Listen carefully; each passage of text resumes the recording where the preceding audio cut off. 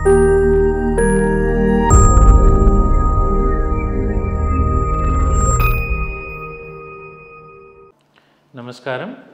నేను doctor Avinash Chaitanya, head and neck surgical ఆంకాలజిస్ట్ని.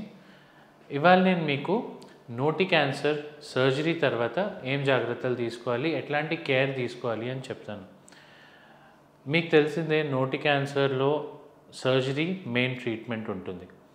ఆ surgery treatment అయిన తర్వాత మనకి చాలా ఇబ్బందులు ఉంటాయి అండ్ చాలా తెలియని విషయాలు ఉంటాయి. ఎట్లా దాన్ని తెలుసుకోవాలి, ఎట్లా దాన్ని టేక్ కేర్ చేయాలి అని నేను ఇవాళ చెప్తాను. ఫస్ట్ మెయిన్ ఇష్యూ ఫీడింగ్ మనం జనరలీ రైల్స్ ట్యూబ్ అంటే ముక్కులో ఒక పైప్ వేస్తాము పొట్టలోకి, దాని ద్వారా ఇస్తాము.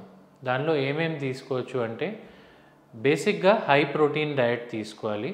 ప్రోటీన్ పౌడర్ కానీ, పాలల్లో ఎగ్స్ కలుపుకొని కానీ, రాగి జావా సన్నగా చేసి తీసుకోవచ్చు. ఇంట్లో ఏది చేసినా కూడా దాన్ని నీళ్ళు ఎక్కువ పోసి మెత్తగా వండి మిక్సీ చేసి వడబోసి పైప్లో వేయచ్చు. ఆఫ్టర్ 2-3 days మనం జనరలీ నోట్లో నీళ్లు మాత్రం తాగడానికి అలౌ చేస్తాము. అండ్ దాని తర్వాత వన్స్ పుండు మంచిగా మానింది అని చూసిన తర్వాత మనం ముక్కులోంచి పైప్ తీసి నోట్లో లిక్విడ్ డయట్, దాని తర్వాత సెమీ సాలిడ్ ఫుడ్, దాని తర్వాత సాలిడ్ ఫుడ్ దాకా తీసుకెళ్తాం. So after diet, cleanliness. So చాలామంది వాట్ వీ సీ, వాళ్ళు భయపడతారు. ఇక్కడ పుండు ఉంది కదా, ఇక్కడ కుట్లు ఉన్నాయి కదా, దాన్ని తడపచ్చా లేదా, దాన్ని ఎట్లా క్లీన్ చేసుకోవాలి అనేది వాళ్ళకి తెలియక దే ఆర్ వెరీ వరీడ్. మీరు మీ సర్జన్ని కనుక్కోండి. If there is no restriction to cleaning the wound, మీరు క్లీన్ చేయాలి. ఎందుకంటే దాని మీద డస్ట్ కానీ ఆర్ నార్మల్ సెక్రీషన్స్ కానీ ఏదైనా అంతా కలెక్ట్ అయితే పుండు ఇన్ఫెక్ట్ అయ్యే ఛాన్సెస్ ఎక్కువ ఉంటాయి. So it is better to have a clean wound rather than an infected wound. So మెడలో కుట్లు కానీ, నోటి దగ్గర బుగ్గ మీద కుట్లు కానీ, ఎక్కడైనా కుట్లు ఉంటే దాని మీద స్నానం చేయొచ్చు. స్నానం చేసి మంచిగా పొడి బట్టతో తుడుచుకోవాలి.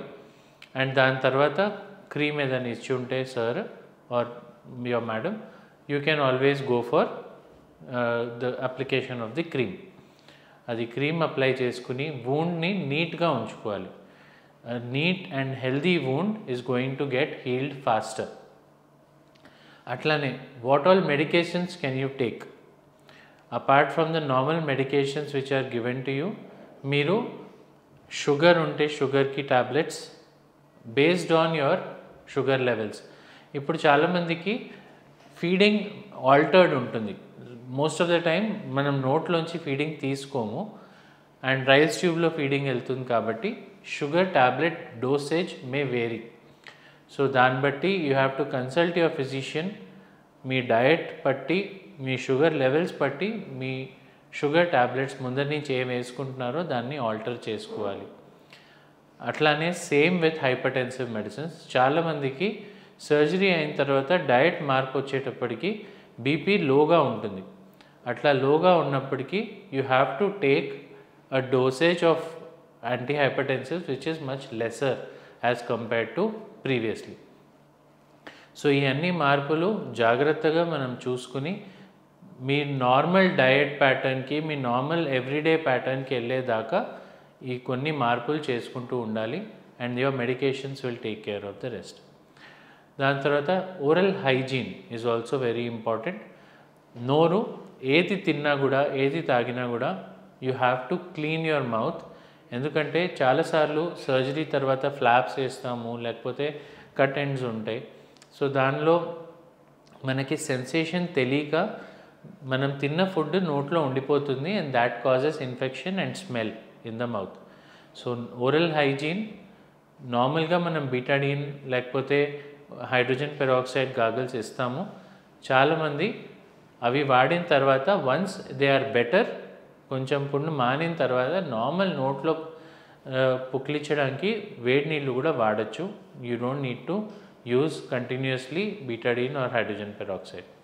సో ఈ జాగ్రత్తలు చూసుకుంటే your recovery will be faster and your wound will get healed faster and you will become healthy faster. Thank you.